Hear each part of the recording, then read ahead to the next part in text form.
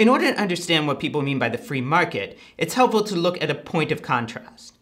That is, it's helpful to look at an alternative way of arranging economies, particularly one that free marketers are partly defining themselves against. And that would be planned economies.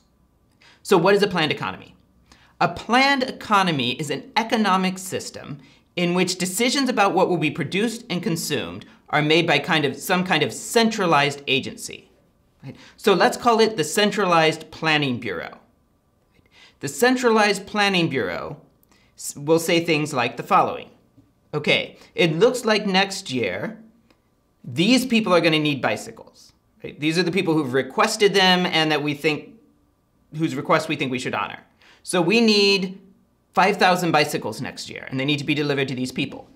Well, how are we going to do that? Well, factories A, B, and C are going to produce the bicycles. Of course, they'll need components. Okay. So factories D, E, and F will produce the components. But to produce the components, they need raw materials.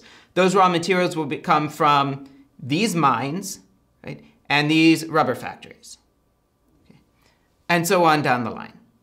Okay. So the Centralized Planning Bureau decides what people will be allowed to obtain in order to consume, and which people will produce them.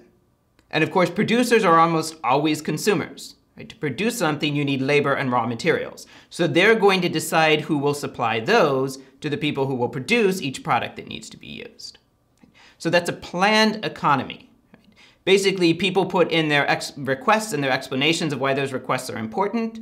Someone decides which request to be able to consume certain things will be honored, right? And then they decide who's going to produce them.